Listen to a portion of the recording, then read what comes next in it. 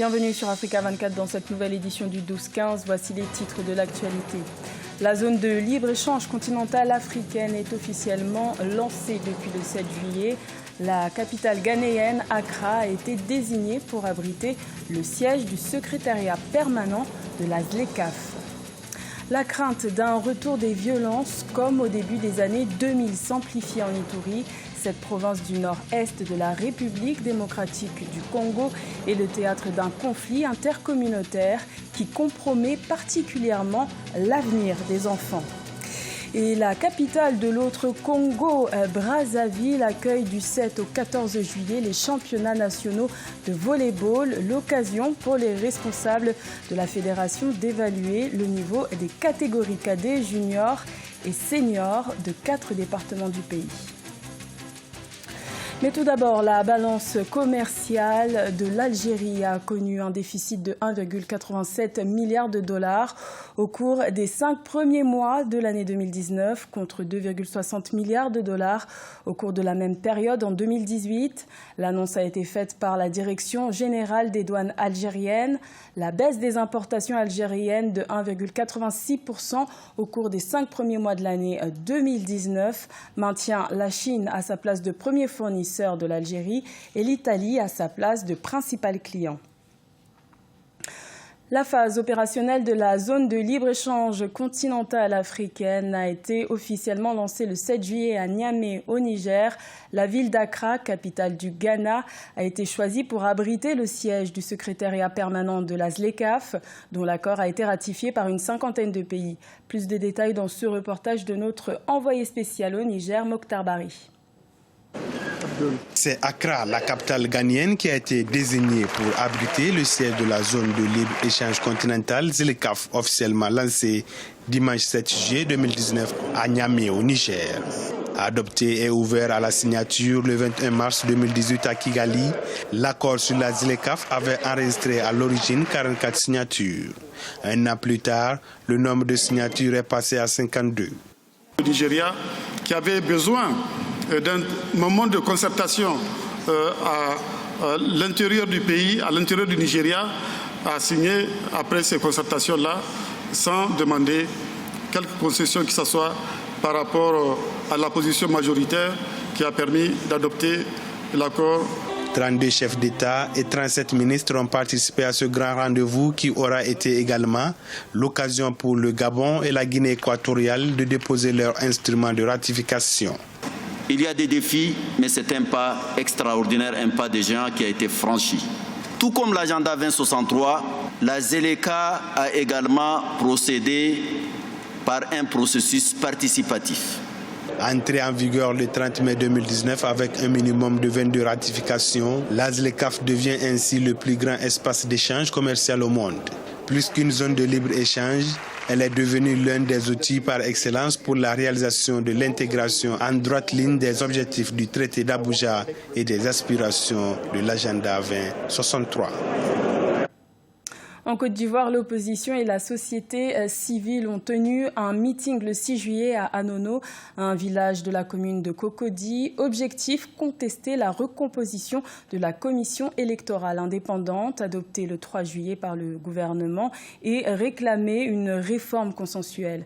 Reportage de notre correspondant Olivier Conan. La plupart des partis politiques de l'opposition et des organisations de la société civile ivoirienne rejettent le projet du gouvernement de recomposer la CEI, Commission électorale indépendante. Ils estiment qu'il faut une véritable réforme, comme ils l'ont rappelé samedi 6 juillet 2019 lors d'un meeting au stade d'Anono dans la commune de Cocody. Ils ont également réclamé la gratuité de la carte nationale d'identité dont le coût a été fixé à 5 000 francs CFA par le gouvernement. Avec la crise, il se trouve qu'il y a des registres de l'état civil qui ont été détruits. Donc pour refaire la carte d'identité, il ne s'agit pas seulement de débourser les 5 000. Il y a beaucoup d'autres pièces à faire avant qui sont coûteuses. Nous demandons la réouverture des négociations pour la réforme de la CEI. La CEI qui a été imposée par le gouvernement ne convient pas à la majorité de l'opposition et à la majorité de la société civile parce que les négociations n'ont pas été inclusives comme annoncé au départ. Ces revendications ne sont pas portées par toute l'opposition ivoirienne. Le GPP, Groupement des partenaires politiques pour la paix, coalition de 13 partis, soutient le projet du gouvernement. Nous avons participé à toutes les réunions. Nous avons fait nos propositions. Et d'ailleurs, nous avons retrouvé nos propositions dans le rapport final. Si c'est pour cette raison qu'on nous taxe de travailler avec le gouvernement, et nous travaillerons avec le gouvernement pour faire la CEI. Mais quand ça ne va pas, évidemment, on dira que ça ne va pas au gouvernement. Au lendemain de la manifestation du 6 juillet, le président du Rassemblement pour la Côte d'Ivoire, Bamba Moriferé, aura été interpellé par la police, selon le secrétaire général de son parti. L'opposition entend continuer à maintenir la pression sur le gouvernement en appelant à un autre rassemblement le 15 juillet 2019. Également dans l'actualité, l'Éthiopie a suspendu ce lundi 8 juillet son projet de délestage programmé qui concernait les particuliers et les entreprises. Seules les habitations seront desservies en électricité 24 heures sur 24. Les entreprises pourront utiliser l'électricité sous restriction de 23h à 5h du matin. La conséquence de la quasi-normalisation de la desserte d'électricité en Éthiopie a pour conséquence l'arrêt de la vente d'électricité au Soudan. En République démocratique du Congo, les violences perpétrées en Ituri affectent l'avenir des enfants. Cette province située au nord-est du pays est en proie à des massacres de civils intercommunautaires qui ont entraîné la fuite de centaines de milliers de personnes depuis le début du mois de juin. Le président Etienne Tshisekedi s'est d'ailleurs rendu sur place au début du mois de juillet. À cause de ces drames, ce sont des milliers de vies et de rêves d'enfants qui sont brisés. Reportage de notre correspondant Jacques Mboka.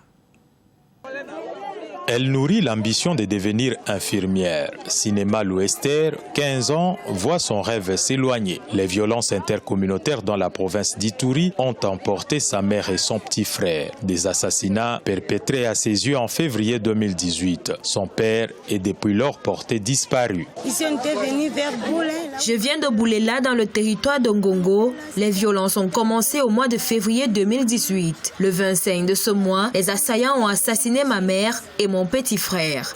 Dans ces logis de fortune, dans le camp des déplacés de l'Institut supérieur pédagogique de Bunia, ils sont au total 12 personnes qui y passent nuit. Bien que hantée par les souvenirs atroces des tueries de sa mère et son frère et les souffrances qui en découlent, Esther s'est dit pourtant disposée de pardonner. Elle pose tout de même une condition. Je peux pardonner. C'est vrai que depuis l'assassinat de ma mère, nous souffrons beaucoup. Mais si ces assaillants décident d'arrêter avec les violences, je peux les pardonner. Sinon, je ne peux pas. Dans ces camps, avec environ 10 000 déplacés, plusieurs enfants sont dans la même situation. Pris en charge par la Caritas internationale, leur avenir est hypothétique. Si certains soutiennent la thèse des conflits entre les tribus Ema et Lendu, bon nombre d'observateurs estiment que des politiques trempés dans les commerces de différentes matières précieuses dans cette partie du pays tirent profit de ces violences. L'édition 2019 des championnats nationaux de volley-ball ont débuté le 7 juillet à Brazzaville, capitale du Congo voisin.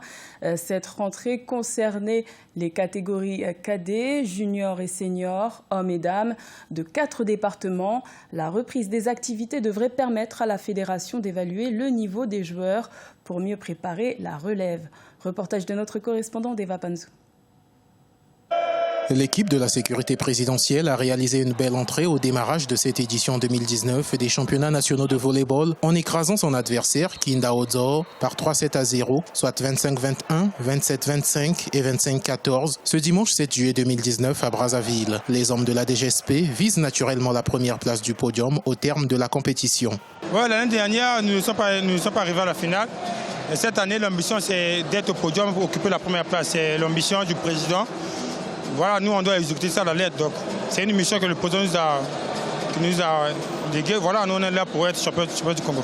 Ce match a bouclé la première journée des championnats nationaux de volleyball dans les catégories seniors, juniors, cadets, qui se dérouleront du 7 au 14 juillet.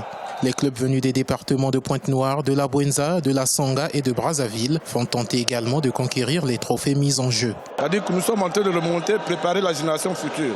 Parce que ceux qui jouent là maintenant en senior, ils en ont peut-être pour 2 ans maximum, après ils vont partir. C'est pourquoi il y a beaucoup de catégories inférieures et en catégorie senior, il n'y en a pas beaucoup. Tout ce qu'il nous reste à faire, c'est leur préparer des préparations à l'extérieur dans des grands centres et tout. Quand ils seront seniors, ils y vont, ils restent un temps, ils reviendront. Le match d'ouverture a permis aux champions du Congo de l'édition 2018 en senior dames de l'emporter sur leur équipe réserve par 3-7-0. La deuxième rencontre en junior homme a profité au club JCM qui l'a emporté par 3-7-0 face à la DGSP. C'était le journal de la rédaction. Merci de l'avoir suivi. L'information continue sur Africa 24.